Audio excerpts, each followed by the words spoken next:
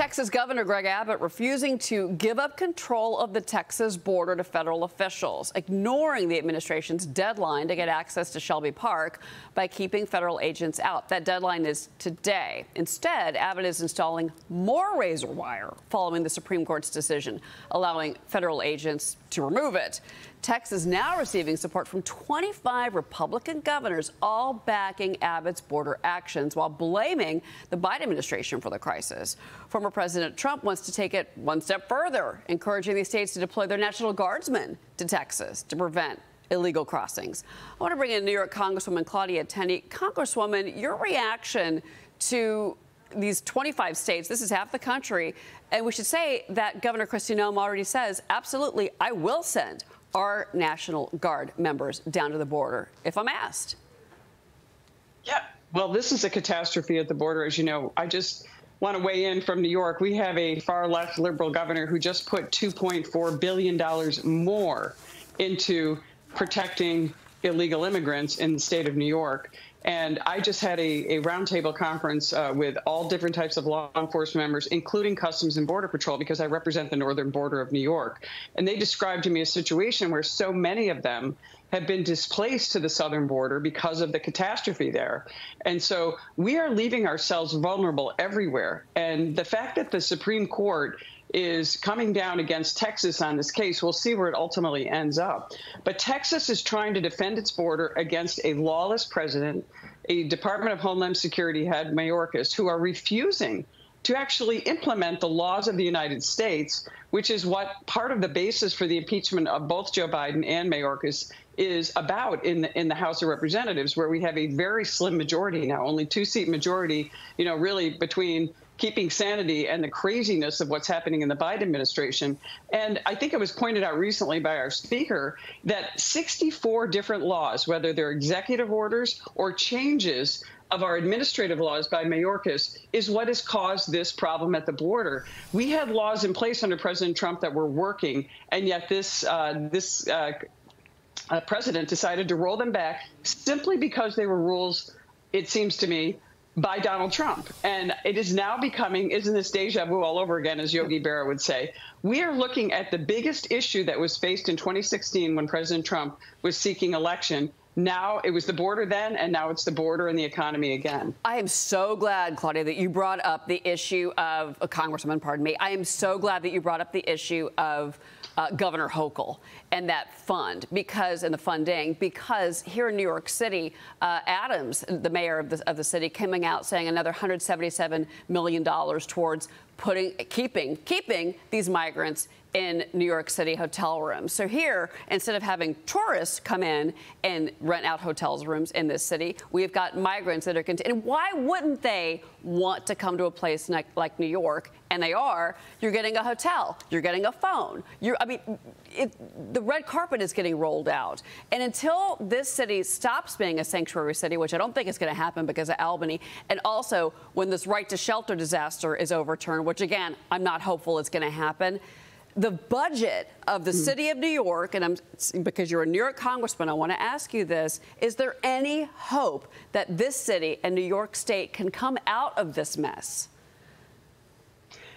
Look at Cheryl, this $2.4 billion that I cited that Governor Hochul put in this year's budget is on top of $1 billion in new taxes for illegal immigrants in the state, and they're continuing to try to force them upstate. Look, Mayor Adams knows he has a problem on his hands. He's pleaded to Joe Biden and others, but they continue to blame the Republicans. That's exactly what Joe Biden keeps doing. When this crisis is squarely in his court, he has created it. He's made it worse. The numbers are staggering. And Cheryl, when I start hearing Democrats talking about mass deportation and talking about the problems at the border, this is going to be a bellwether for this election, because people are realizing how much this takes away from their own resources in a state like New York. And remember, another thing that we have in New York State, it's called the Green Light Law. This was brought up to me by every member of law enforcement, from Customs and Border Patrol all the way to local sheriffs.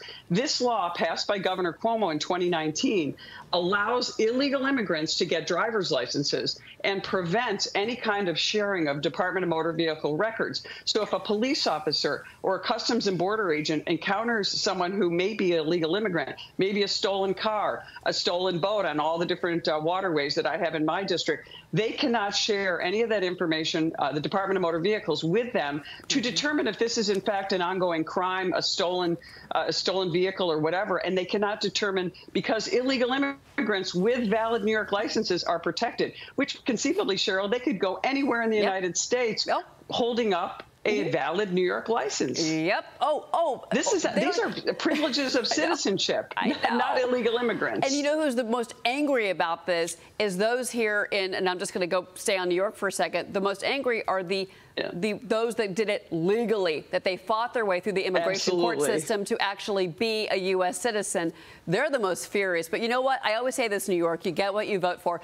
James Freeman from the Wall Street Journal is on set with me. Congresswoman, he's got a question for you.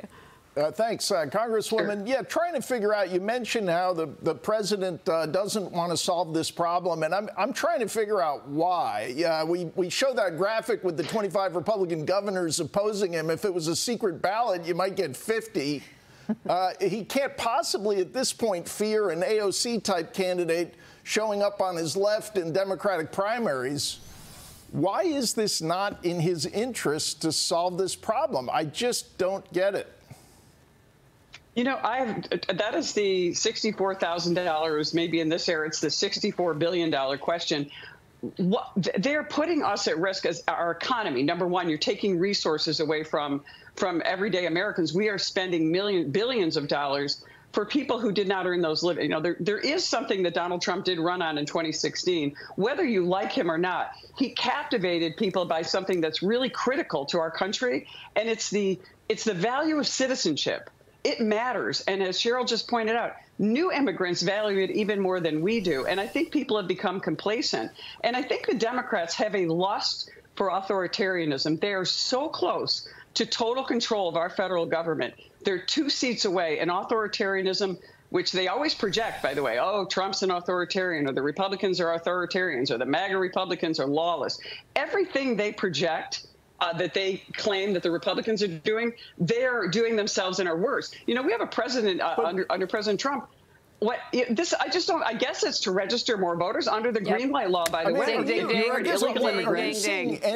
Any change either from Democratic I hate to be so cynical to say that. I founded the Election Integrity Caucus, and I know but in New York, they have changed the rules to really just take advantage of our voting system. You know, we have no integrity left in New York's law. And actually, we have a decent law originally before the Democrats started really imposing new laws. James, go ahead. Okay, so you're not hearing, I guess, from Democratic colleagues in the House, from White House, the president and his staff. You're not hearing any new willingness to negotiate, to look at ways of fixing this lately. I mean, we keep reading, news consumers keep reading all these stories about negotiations in the Senate. Do you see a change in approach from the White House?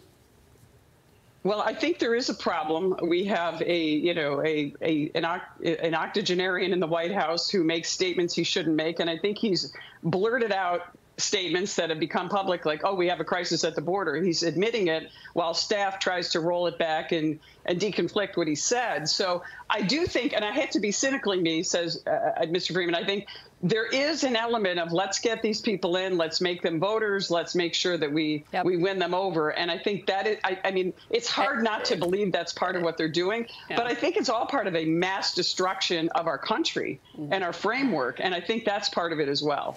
Congresswoman Claudia Tenney, between you, Nicole Malliotakis, Elise Stefanik, I could not be more proud of the women that represent New York State. Thank you, as always, for being here. It's always great to talk to you. Thank you.